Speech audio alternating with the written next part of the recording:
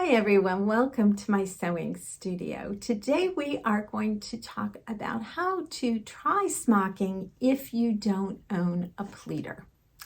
But first let me introduce myself. I am Lisa, the owner and designer of Pink Holly Bush Patterns, a line of sewing patterns for children, most of which include an option for smocking and most of which are designed for knits.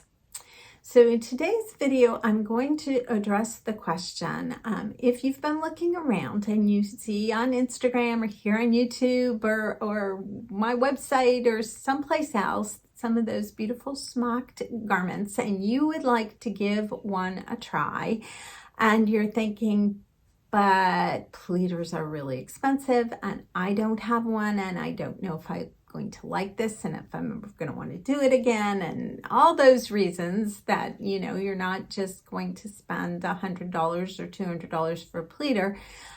How do you find out if smocking is for you? How do you give this a try? So I have several options for you, so let's delve into them. Okay, option number one is to try hand pleating. Okay, don't give up on me here. Stick with me. This is not as bad as it sounds. It really does not take long to hand pleat the strip of fabric that you need to give smocking a try. I have a whole video on how to do it. I will link to that video so you can go check it out.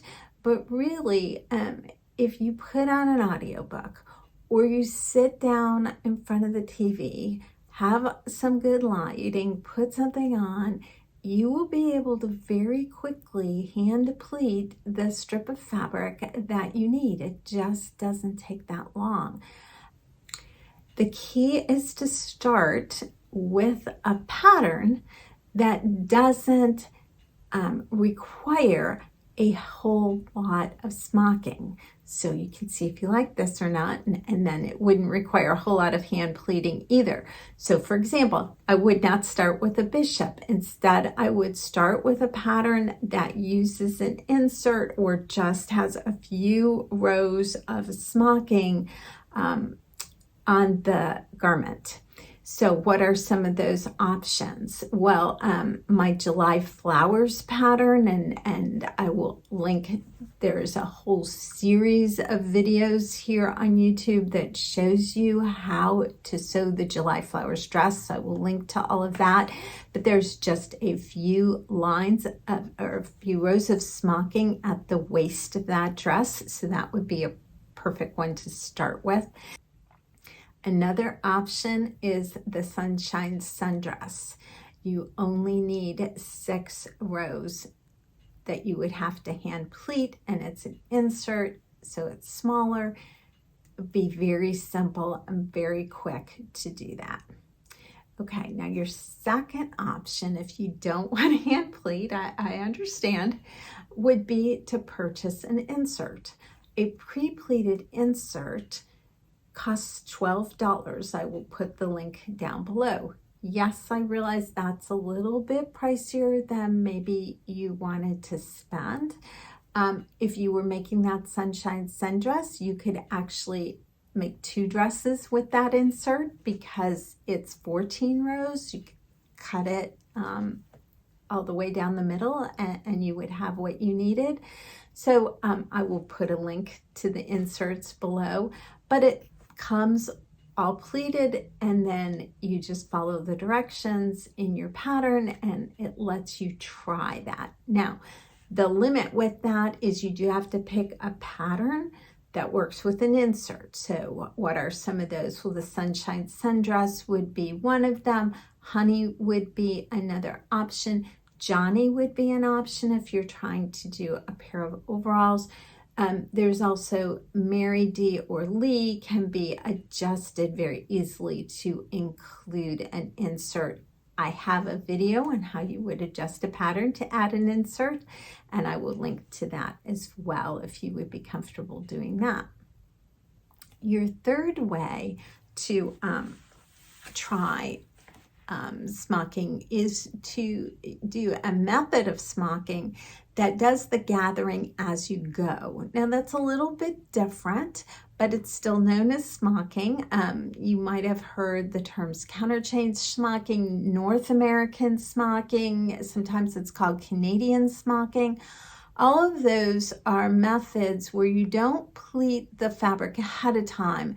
You're actually using the fabric. It's providing the grid for you, and you're picking up and gathering as you go. And so it's almost a little bit more of a fabric manipulation technique, but it is a great option if you want to try that. Now, if you are interested in that, I have a pattern and a course depending on when you're watching this video. I will be hosting, if you're watching it in real time, I am opening registration to my counterchange smocked bag, and we will be doing a sew along together. So if you are interested in that, the link will be below. Come check out that that counterchange bag. If you're not watching this in real time, please still link it. You could, and you're interested, you could check the link below. Again, there will be a waiting list to sign up for the next time I'm going to do it. So if that is an option you would like to try, that is another way to try smocking. Okay, let's try your fourth option. Your fourth option is if you're in the US, or Australia. I know there's one Saga chapter in Australia, but it's to check out the Saga chapters if you have one near you. So Saga is the Smocking Arts Guild of America. Most local chapters will have a pleater that you can borrow and pleat up an insert and then return it. So if you are a member of Saga and you have a local chapter near you, look into that. Even if you live, like I know if you're further away and going to regular meetings wouldn't be a possibility, it's an hour's drive or something like that to get to where they meet, you still might be able to borrow the pleater and then return it. So again, an option to look into. And then number 5, I guess it's not really, I shouldn't call it number 5, but just one last thing I did want to mention. If you get to the point where you would be interested in having a pleater, you think this is something you'd enjoy and you want to do it more often and make smocked garments, and it's time to bite the bullet and get a pleater, I really encourage you. I have a video on purchasing a used pleater, and I highly recommend that. Right now, it's pretty easy to find a used pleater. They are significantly less expensive than purchasing a new one.